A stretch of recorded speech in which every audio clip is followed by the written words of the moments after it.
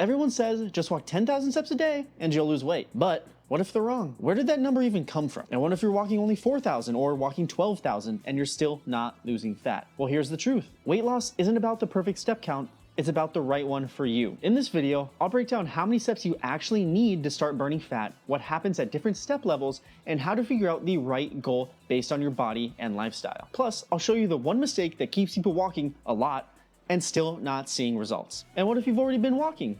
Let me know in the comments down below so I can cheer you on. All right, let's get into it. So let's start out by talking about this 10,000 step rule. Where the heck did it come from? It actually started as a marketing campaign in Japan in the 1960s. A company called Yasama released a pedometer called the Manpo Kai. Sorry to any of my Japanese watchers, which literally means 10,000 steps meter. There was no science behind it, just good branding. But today, we've got the data. Studies show that more steps usually means better health and more fat loss. But the number that works best, it's different for everybody. What actually matters is how many steps you're taking right now and how you build from there. So instead of chasing a made-up number, let's figure out a target that fits your lifestyle. Let's break this down into real-world step zones. 2,000 to 4,000 steps a day? That's typical for someone with a desk job or a sedentary lifestyle. You'll maintain weight, but probably won't lose fat unless your diet is dialed in. 5,000 to 7,500 steps?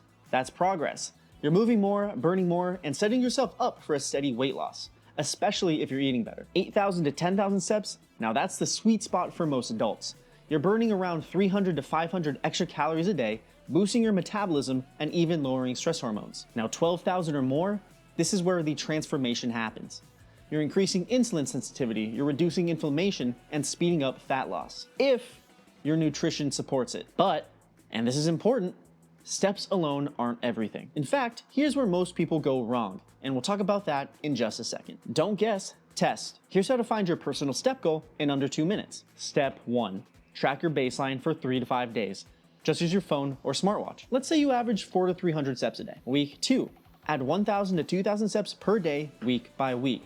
So this means in week 1, you're gonna wanna aim for 6,000 steps, and in week 2, 7,500. Don't go from 4,000 to 12,000 overnight. That is how burnout happens. And step 3, pick a range based on your goal. Wanna lose weight? Your target steps should be from 8,000 to 12,000. Do you wanna maintain weight and health? Stick to around 6,000 to 8,000 steps a day. That brings us to step 4, listen to your body. Sleeping better, feeling less bloated, hungrier than usual? Those are signs your activity is shifting your metabolism. Drop your current step average in the comments down below. No shame, just data. I read every single one and will reply to a few to help you set a goal. Okay, here's the cold, hard truth. You cannot outwalk a bad diet. Walking burns calories, sure, but not as many as you think. If you weigh about 180 pounds, walking 10,000 steps a day might burn up to 400 to 500 calories. That is equal to about one fancy coffee and a muffin, unfortunately. So what should you pair your steps with then? Well, first things first, calorie awareness. You don't have to track every single bite forever, but you can't be eating mindlessly. Also, hydration is key. A lot of people will go to food when in actuality, they're just thirsty. You also need to focus on sleep. Poor sleep means more cravings, less energy, and then you're gonna be skipping your walks. So ultimately, walking does help, but your diet does the heavy lifting. Think of walking as an amplifier. It makes your nutrition more effective.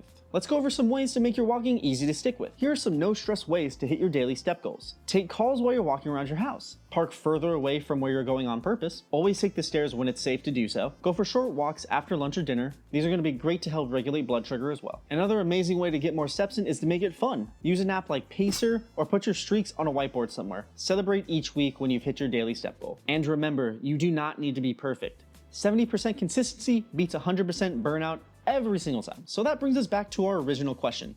How many steps do you actually need to lose weight? And the answer is enough to move more than you are right now. Enough to stay consistent and enough to feel good, but not exhausted. It's okay to start small, build slow, and stay flexible. All right, I appreciate y'all watching. Like this video if it cleared things up for you at all. Comment your current step goal. I wanna see who's walking with me. Subscribe if you want real, sustainable weight loss tips without the BS. Let's walk through it together. I'll see y'all next time. Hope you enjoyed.